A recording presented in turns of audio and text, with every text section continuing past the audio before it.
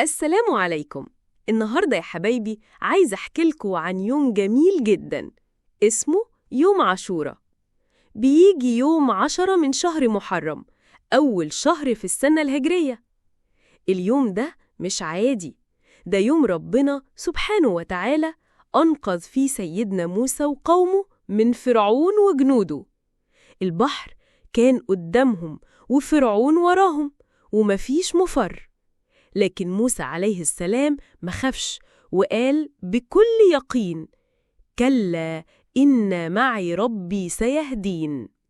وربنا شق البحر بمعجزة. سيدنا موسى مشي هو وقومه على اليابس، وفرعون حاول يلحقهم، لكن ربنا أغرقه هو وجنوده. علشان كده النبي صلى الله عليه وسلم لما عرف بالقصة قال: نحن أحق بموسى منهم، وصام يوم عاشوراء. وقال عليه الصلاة والسلام: صيام يوم عاشوراء يكفر سنة فاتت. شوفوا الجمال، تصوم يوم واحد ربنا يغفر لك ذنوب سنة كاملة.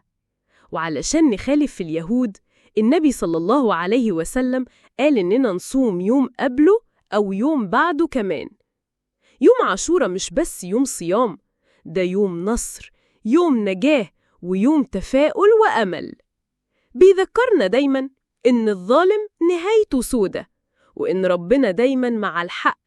وبيأكد لينا إن النصر مش دايما بيجي بسلاح، ساعات بيجي بدعوة أو ريح من ربنا، زي ما حصل في غزوة الخندق.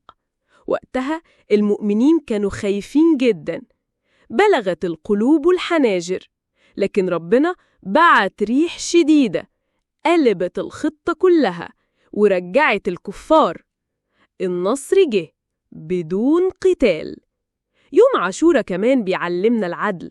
لما النبي صلى الله عليه وسلم صدق كلام أهل الكتاب إن ده فعلا يوم نجاة سيدنا موسى، طالما الكلام ما بيخالفش الشرع بنقبله، وده من العدل في الإسلام. كمان بيعلمنا نحب كل الأنبياء. إحنا بنحب سيدنا موسى ونؤمن بيه ونحترمه، وما نأذيهوش لا بكلام ولا بغيره. وده الفرق بيننا وبين ناس كتير كذبوه. يوم عاشوراء هو يوم كبير، فيه دروس في الإيمان والصبر والثقة والعدل. ربنا نصر فيه موسى، وهينصر كل مؤمن، بس لازم يكون من اللي أمنوا بصدق. جدد نيتك وصوم وافرح وفرح ولادك وادعي كتير، وافتكر دايما: كلا إن معي ربي سيهدين. كل سنة وانتوا طيبين، وربنا يجعل يوم عاشوراء بداية خير ونصر وراحة لكل قلب تعب.